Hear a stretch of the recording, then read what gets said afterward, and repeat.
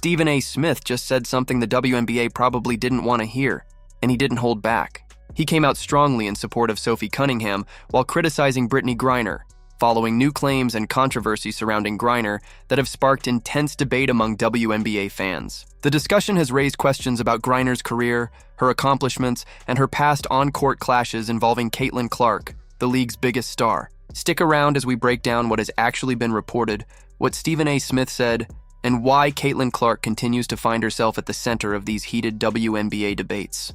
And if you're backing Sophie Cunningham, let us know your thoughts in the comments below. This is not about being anti-anything. This is about being pro-girls, pro-females, pro-women, pro-ladies. That's what this is about. You can't be a male, born a male, transitioning to female, and think that you should have the right to compete with women. Not in basketball, not in football, not in boxing, not in the UFC. Hell, not even in tennis. Before we get into StephenASmith's criticism of Griner, let's start with the questions that continue circulating among fans. Some of these claims have been discussed online for years and continue to resurface whenever Griner becomes part of a major WNBA controversy. One of the most repeated claims involves her detention overseas. According to the online story, Griner was allegedly held in a men's detention facility rather than a women's facility. However, that claim has not been established as fact by reliable evidence, so it should be treated as an unverified allegation rather than a confirmed detail. WNBA crew are very fond of virtue signaling, but even when it comes to Britney's exchange for the Merchant of Death, which is insane, by the way, but had that been just a straight white girl, my guess is that straight white girl would probably still be rotting in a Russian prison. Then there are the videos fueling more online speculation. One clip from Griner's social media account reportedly remained online for months without being flagged or removed. That led some users to question why automated moderation systems did not detect or restrict it. Critics have suggested the platform may simply have classified the content as permitted and moved on. However, there is no confirmed evidence that the platform's moderation system made a specific determination based on Griner's appearance, making the theory largely speculative. Brittney, let me see something real quick. Brick, thank you. Get the hell out of here, yo. Yo. Chad stepping, it's a brick. Oh! Yo, I ain't gonna fake it right now.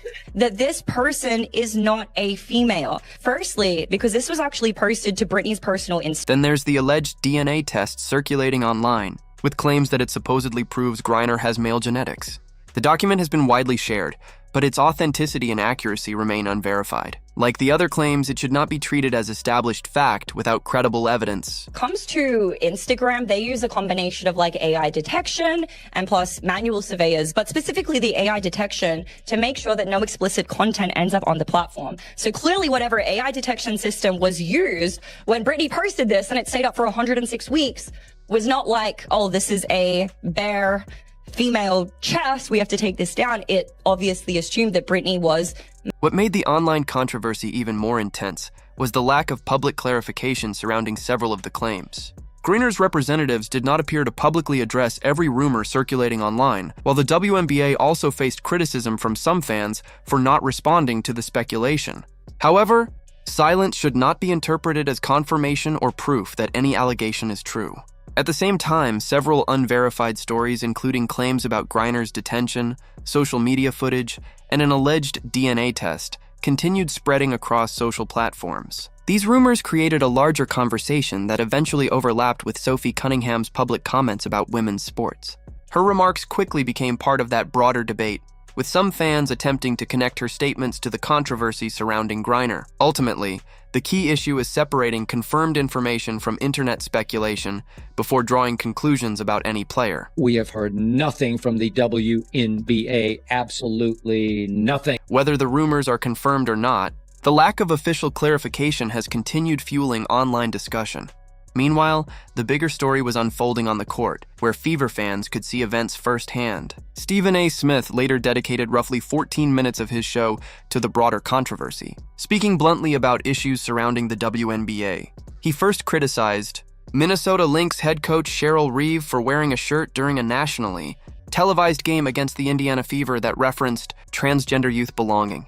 Smith argued that the message crossed into a debate the league should handle carefully, while supporters defended Reeves' right to express her views. His comments quickly sparked another wave of discussion among WNBA fans online. We gotta stop this. We gotta stop acting like somebody that's speaking up on behalf of girls, like a Sophie Cunningham, like a Riley Gaines, are scourges of the earth. You are Cheryl Reeves, the head coach of the Minnesota Lynx. That is an irresponsible thing to do. You are a coach for a female basketball team. Do you not think that the females are being screwed over if they have to compete against an individual born as a male? Smith described the situation as irresponsible, arguing that a coach leading a women's basketball team should prioritize the athletes and the competition rather than using a nationally televised game to make a political statement. He pointed to the moment involving Cheryl Reeve and argued that it connected directly to the broader conversation surrounding Sophie Cunningham's comments. Smith insisted that his position was not about attacking transgender people. Instead, he framed his argument around fairness in women's sports and the question of competitive eligibility. He said people should be free to live as they choose, but he believes participation in women's sports raises a separate issue that deserves serious discussion. That framing closely resembles the argument Cunningham has made publicly, which is why Smith's comments immediately drew attention from fans on both sides of the debate. He also suggested that public opinion may be more divided or even different than the WNBA leadership assumes. Smith's broader criticism was aimed at the league's handling of controversial conversations, arguing that officials should recognize the concerns being raised by athletes and fans instead of dismissing them. His comments quickly became another major flashpoint in an already heated WNBA debate. You trying to tell me that a college player for the men's at a college program anywhere in the country, or an NBA player should transition to being a woman and be allowed to compete in the WNBA? What made Smith's comments especially notable was his claim that some players may privately share similar concerns, but hesitate to express them publicly because of the backlash that can follow. He argued that avoiding the conversation only creates more tension and allows speculation to grow. Smith also connected the controversy to the WNBA's business interests. He questioned the decision to make a political statement during a nationally televised matchup involving the Indiana Fever, one of the league's biggest draws. In his view, moments like that can influence how sponsors, fans, and viewers perceive the league. Rather than simply criticizing one individual, Smith argued that the WNBA should openly address disagreements surrounding women's sports, player expression, and inclusion. His comments quickly became another major talking point in the ongoing debate. If you're a male and transition into female, you should be playing against the women. Nobody said you can't transition from male to female. The issue here is competing against the women. That's what Sophie Cunningham was talking about. That's what Riley Gaines is talking about. How are you Coach Cheryl Reeve and you could condone that? Smith wasn't simply commenting from the sidelines. He strongly supported Cunningham's position and argued that the WNBA should address the broader controversy instead of allowing speculation to continue. But Cunningham's own comments were even more direct. Following an Indiana Fever game, reporters asked her about protecting women's sports, and she answered without hesitation. Cunningham said she wanted to protect young girls in sports and believed they should not have to compete against biological males. Her response was straightforward and firmly stated, without shouting or personal attacks. That calm delivery made the statement stand out, especially as the debate surrounding women's sports continues to divide athletes, fans, and organizations. Her willingness to repeat her position publicly has kept the conversation going and placed her at the center of an increasingly heated discussion. With BG for 6 years, and so I know her like the back of my hand. On that same vein, in that story with ESPN, you talked about wanting to protect young girls who shouldn't have to go against biological men. Just can you expand your viewpoint on that? I mean, I think I said what I said. I think it's kind of common sense. And I think I'll always believe in that. I think it's really important to protect children, and that's little girls who are also involved in that category. And so I stand on what I said, and I always believe that. Cunningham described her position as common sense, emphasizing that protecting young athletes matters, especially when children are involved in sports and locker rooms. She made it clear that, for her, this was not simply an abstract policy debate, but a question involving real kids and their experiences, because she delivered her comments calmly, without raising her voice or targeting anyone personally. The statement quickly gained attention online. In an ESPN interview released around the same time, Cunningham also pushed back against claims that her position meant she hated transgender people. She explained that she believed in showing love while also being honest about her views. That combination of compassion and conviction became central to how she presented her position, and it continued fueling discussion among WNBA fans and critics alike. Everyone always is coming at it as a negative. Well, me coming out with that, there's so many people who are coming out with the positive, saying, you know what, finally someone has said something. And I don't really look at either side of those, because I know whatever I say, I'm going to get hate and I'm going to get love. And if I'm going to live by the love, I'm going to die by the hate. And that's just not who I am. I beat to my own drum. And so people are always going to have something to say. You could win the championship, you could be the best at whatever it is, and there's still people who are going to hate on you. And so that's just what this world is. So I'm confident in who I am. I'm proud of who I am. I'm happy being me.